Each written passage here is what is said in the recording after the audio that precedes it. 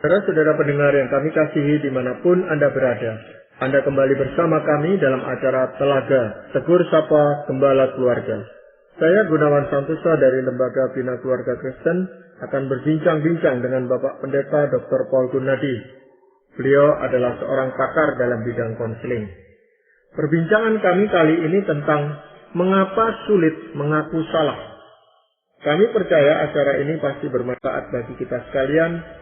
Dan dari studio kami mengucapkan selamat mengikuti. Orang mengaku salah memang sulit sekali Pak Paul juga terhadap pasangan kita. Ada rasa gengsi gitu Pak Paul untuk mengaku salah gitu. Walaupun salah kita selalu membela diri dan mengatakan saya tidak salah. Nah ini kadang-kadang memperburuk hubungan suami istri Pak Paul. Menurut Pak Paul bagaimana Pak Paul? Betul Pak Gunawan, memang mengaku salah itu tuh bukan sesuatu yang mudah kita lakukan ya. Nah terutama kalau sedang menghadapi konflik. Sedangkan ya kita tahu konflik adalah bagian dari relasi pernikahan. Nah jadi saya kira penting buat kita membahas soal ini. Karena ya kalau kita nggak bisa mengaku salah, ya konflik juga akan sulit untuk bisa diselesaikan Pak Gunawan. Nah jadi ada yang kita harus lakukan di dalam konflik supaya kita bisa menyelesaikannya, yaitu kita berusahalah untuk mengaku salah. Nah, pertanyaannya jadinya adalah mengapa kok sulit ya untuk kita mengaku salah? Kan kita tahu ya kalau kita salah seharusnya lah minta maaf, tapi kok nggak gampang ya? Nah ini yang kita akan bahas dan kita coba angkat beberapa penyebabnya dan juga penyelesaiannya. Iya. Walaupun itu tanpa konflik Pak Paul ya, karena misalnya kita datang terlambat atau kita tidak bisa memenuhi janji, itu pun aja kita minta maaf atau mengaku salah itu sulit Pak Paul, apalagi konflik gitu. Betul sekali Pak Gunawan. Jadi memang nggak tahu kenapa itu mengaku salah tuh nggak ada di dalam sistem kehidupan kita ya. Ada orang yang lebih mudah mengatakannya, tapi ada orang-orang tertentu yang kok kayaknya sulit sekali untuk mengaku salah. Iya, kita menganggap bahwa pasangan kita itu ngerti sendiri gitu loh Pak Paul kadang-kadang. Betul. Ada orang yang memang berkata demikian Pak Gunawan. Ya, saya nggak usah ucapkan kok secara langsung. Sebab ya dia juga tahu kok saya sudah mengaku salah. Padahalnya ya nggak ada kata-kata yang terlontar bahwa dia itu salah. Nah, kenapa kok nggak mau diucapkan? Kenapa kok mungkin menunjukkannya aja dianggap cukup? Ya karena ya tidak mudah lah untuk kita memang mengaku salah itu. Jadi sebenarnya apa masalahnya Pak Paul? Kenapa kita itu sulit mengaku salah? Pertama, kita suka mengaku salah karena kita tidak dapat menerima kenyataan bahwa kita salah. Coba saya jelaskan ya. Kita ini menyadari bahwa kita tidak sempurna dan penuh kekurangan. Tetapi mengakui kekurangan dan kelemahan di hadapan orang ternyata tidak mudah. Sesungguhnya faktor penghalang utama mengapa kita sukar mengakui kesalahan adalah rasa malu. Kita merasa malu mengakui kesalahan di hadapan orang, itu sebabnya daripada mengakui kesalahan di hadapan orang, kita malah menutupinya dengan berbagai cara. Pada dasarnya di dalam diri kita ada dua kekuatan yang saling bertabrakan Pak Gunawan. Di satu pihak kita menyadari bahwa kita tidak sempurna, memiliki kelemahan. Di pihak lain, kita beranggapan atau setidaknya berharap bahwa kita sempurna. Itu sebab tidak mudah buat kita mengakui kesalahan, baik di hadapan orang maupun secara pribadi. Sesungguhnya kita tetap berharap bahwa kita tidak salah. Nah, tidak heran kita pun terus berusaha membenarkan diri. Iya, pada saat-saat seperti itu memang kita cenderung untuk mencari-cari alasan dan mengambing hitamkan orang lain atau hal-hal yang lain, sehingga nampaknya kita itu punya alasan untuk tidak harus mengaku salah, gitu Pak. Betul, dan memang saya kira ya intinya adalah kita malu Pak Gunawan. Nah pertanyaannya kenapa kita malu? Nah saya kira memang di dalam diri kita ada pengharapan bahwa kita itu memang ya sempurna lah gitu, nggak punya kesalahan. Meskipun kalau orang tanya kita, ya kita akan berkata, saya ini manusia, saya penuh kelemahan. Tapi untuk kita benar-benar mengakui bahwa kita telah melakukan kesalahan, ternyata itu susah. Saya tadi katakan memang mengakui kesalahan di hadapan orang itu susah. Tapi sebetulnya mengakui kesalahan secara pribadi pun itu nggak terlalu gampang. Kita akan tetap berusaha ya membenarkan tindakan kita, kenapa kita berbuat ini atau itu. Iya. Di hadapan orang ini, Pak Paul, kadang-kadang kita lebih mudah mengaku salah dan meminta maaf kepada orang lain daripada kepada pasangan kita sendiri, Pak Paul. Betul. Jadi kadang-kadang justru ya kepada istri lah atau suami lah kita paling susah untuk meminta maaf. Kepada rekan kerja dengan cepat kita misalnya berkata, oh maaf ya tadi saya begini atau apa. Tapi dengan pasangan justru lebih susah lagi. Nah, sekali lagi kita memang harus melihat penyebabnya kenapa. Yaitu kita tidak dapat menerima kenyataan bahwa kita salah, begitu. Iya, mungkin kita harus jujur dengan diri kita sendiri, Pak Paul. Betul, Pak Gunawan. Jadi kalau kita memang ya mau membereskan masalah ini ya, kita meskipun tidak mudah ya, mesti jujur dengan diri sendiri dan berani menerima diri apa adanya. Mengakui kesalahan berawal dari kejujuran dan keberanian untuk menerima diri apa adanya, lengkap dengan segala kekurangannya. Kita sendiri harus dapat mengakui dalam hal apakah kita kurang atau telah berlaku salah. Kemudian, akuilah itu di hadapan pasangan. Apabila kita tidak dapat melihat diri apa adanya, makin sukar kita melihat kesalahan, apalagi mengakuinya. Iya, contohnya gimana ya Pak Paul? Begini Pak Gunawan, memang kalau kita ini sendiri ya, buta ya dengan kelemahan-kelemahan kita, nggak mau mengakui kelemahan-kelemahan kita akan jauh lebih sukar mengakui ya kesalahan kita kalau kita memang telah berbuat sesuatu kepada pasangan kita. Tapi kalau kita sendiri memang menyadari, iya ya, saya ini memang orang ini suka lupa. Jadi kemungkinan besar tadi tuh sayanya lah yang lupa. Saya tadi menuduh pasangan saya lah yang kok nggak mengerjakan yang saya minta, padahalnya saya belum minta, saya anggap sudah saya minta, saya lupa. Nah, waktu pasangan memang berkata, enggak, kamu tadi tuh nggak bilang apa-apa, nggak nyuruh saya apa-apa. Nah, kalau kita buta terhadap kelemahan kita bahwa kita ini sering lupa, kemungkinan besar kita nggak akan terima. Kita berkata, enggak, memang saya udah katakan kok, kamu aja tadi yang nggak dengar atau apa. Tapi kalau kita memang menyadari, sering kali kita lupa loh. Kita anggap kita udah berbuat, kita udah lakukan, kita udah bicarakan, padahalnya belum. Nah, waktu pasangan ngomong begitu, kita langsung berkata, iya ya mungkin saya yang salah. Nah, oke lah kalau gitu saya minta maaf. Kok tadi saya menuduh kamu yang justru kok nggak ingat, padahalnya saya itu yang lupa. Jadi penting sekali kita memang dapat melihat dan menerima diri kita apa adanya, lengkap dengan kelemahan-kelemahannya Pak Gunawan. Kalau kita nggak bisa menerima, apalagi ya kita bisa melihat kelemahan kita, pasti akan lebih sulit kita mengakuinya. Iya. Hal yang lain atau hal yang kedua apa Pak Paul? Hal kedua tentang penyebab mengapa kok susah ya mengaku salah. Kita ini suka mengaku salah karena kita tidak rela mengakui bahwa pasangan benar. Satu hal mengaku salah, hal yang lain mengakui bahwa pasangan benar. Masalahnya adalah keduanya berada dalam satu paket yang sama. Sewaktu kita mengaku salah, secara tidak langsung kita mengakui bahwa pasangan benar. Dan kadang inilah yang menghalangi kita untuk mengaku salah. Kita tidak rela mengakui bahwa pasangan benar. Ya, kadang-kadang kita memang mengaku salah. Gitu. Memang saya ada salahnya gitu dalam konflik ini. Tetapi kita juga menuntut dia sendiri juga salah, kamu juga ada salahnya gitu. Betul sekali Pak Gunawan. Nah, itu memang sifat kita Pak Gunawan. Kita tuh satu hal benar-benar mengaku salah, tapi hal yang lain mengakui pasangan itu benar. Itu sebabnya seringkali kalau kita mengaku salah, kita buru-buru menuntut pasangan juga untuk mengaku salah. Sebab sepertinya itu kita nggak rela melihat kita salah kok dia benar. Kita nggak rela tuh. Kita lebih bisa terima lah kalau kita salah dia juga salah. Makanya kita akan tekan dia supaya juga mengaku bahwa dia juga salah. Ya kan konflik itu awal mulanya kan berasal dari situ Pak Paul, kan harus ada dua-dua yang salah gitu. Kita menganggapnya seperti itu gitu. Betul. Padahal kan kita tahu nggak selalu begitu Pak Gunawan ya.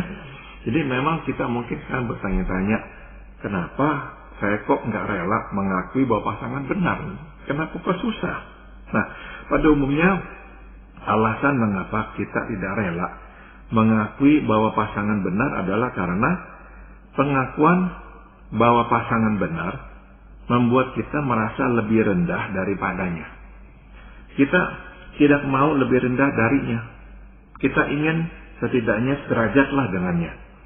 Itu sebab kita menolak mengaku kesalahan supaya kita tidak harus mengakui bahwa pasangan benar. Nah, pada akhirnya kalau kita begini ya, kita menjadikan pernikahan sebagai ajang adu kuat dan perebutan kuasa. Begitu. Nah, sesungguhnya kan pemikiran seperti ini patut disayangkan, Pak Gunawan. Pernikahan bukanlah ajang perebutan kuasa. Pernikahan adalah sebuah relasi yang seharusnya dilandasi percaya dan kasih. Jadi, segala upaya menjadikan pernikahan sebagai ajang adu kuat mesti dihindarilah. Jika pasangan benar dan kita salah, akuilah.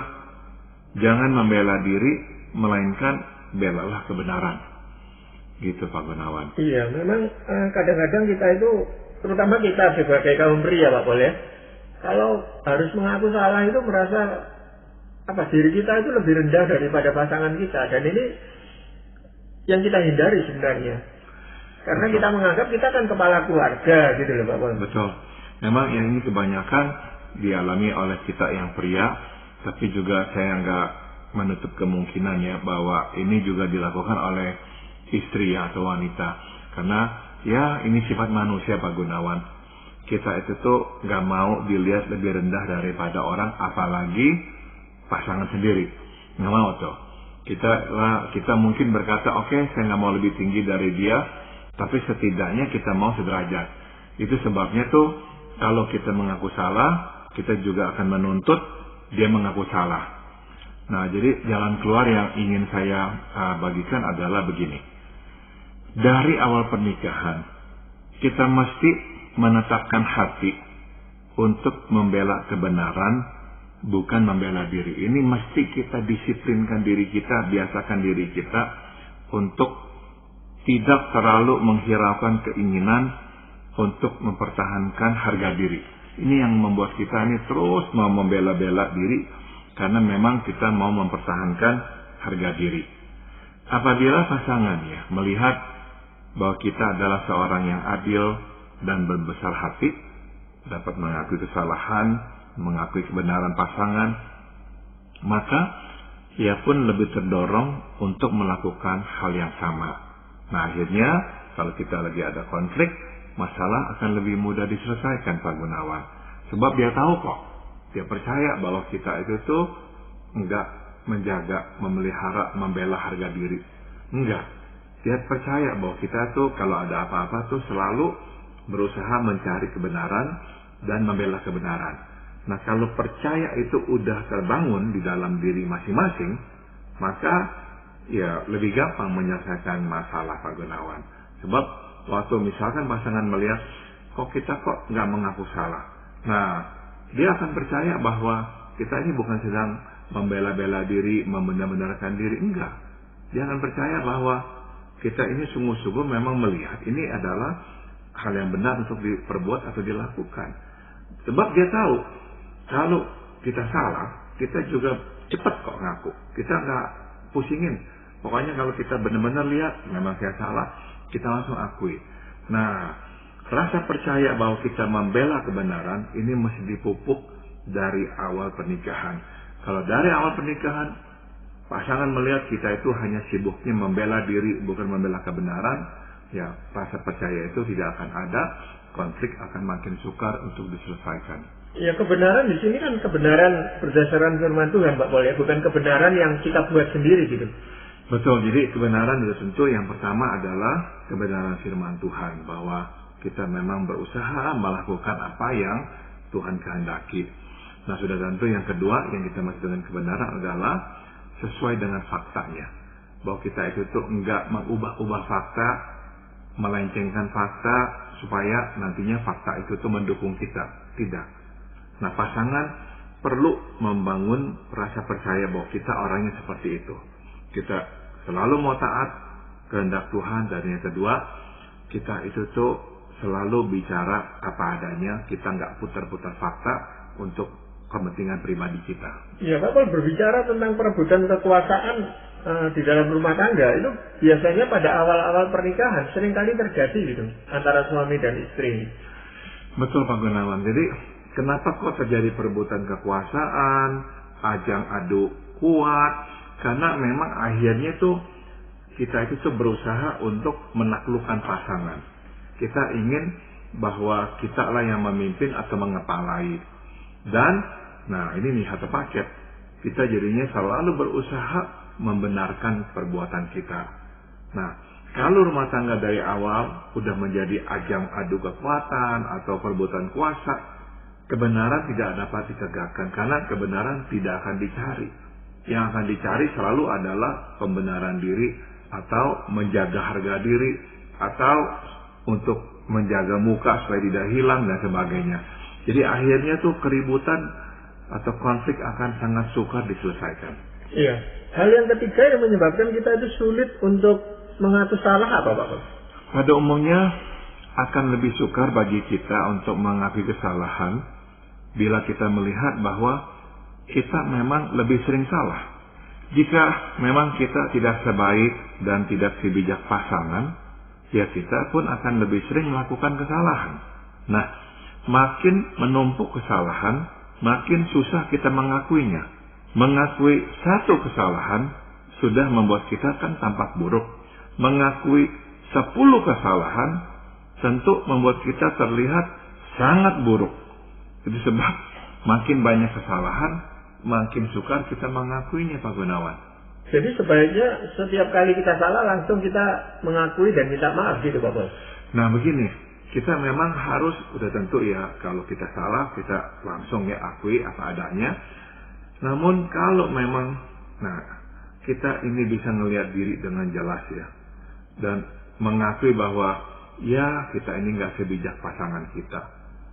Ya udahlah, kalau mau mengambil keputusan, konsultasilah dengan pasangan. Bicaralah dengan dia. Akuilah keterbatasan kita. Daripada kita terus melakukan kesalahan karena kita kurang berhikmat, lebih baik kita mendiskusikan pertimbangan kita dengan pasangan dahulu. Jangan merasa malu. Lebih baik mengakui keterbatasan pribadi dan meminta pendapat pasangan daripada kita menyusahkan pasangan akibat keputusan salah yang kita ambil. Nah, saya ngerti ini tidak gampang Pak Gunawan. Siapa yang bersedia mengaku, ya sebetulnya kamu itu lebih bijaksana daripada saya? Susah. Apalagi mungkin kita yang pria yang menganggap bahwa kita ini seharusnya menjadi kepala keluarga. Susah untuk mengakui bahwa, hai kamu istriku, engkau sebetulnya lebih cerdas, lebih tajam, lebih bijaksana daripada saya. Sehingga ya saya minta pendapatmu. Nah ini susah. Sehingga akhirnya kita ini cenderung pokoknya kita buat keputusan. Nah masalahnya adalah hampir semua keputusan yang kita buat salah. Nah akhirnya makin susah kita mengakuinya. Jadi sekali lagi tadi saya sudah sarankan, ya lihatlah diri, bercerminlah kalau memang kita ini nggak sebijaksana pasangan, akui, minta pendapatnya supaya kita tidak harus membuat kesalahan dan akhirnya nggak usah lagi meminta-minta maaf atau mengakui kesalahan itu. Apa itu bukan berarti bahwa kita itu mengalihkan tanggung jawab kita kepada pasangan kita gitu Pak Bos? Nah saya kira sih enggak Pak Gunawan. Ya memang ini poin yang bagus. Kalau kita nggak hati-hati kita bisa begitu akhirnya.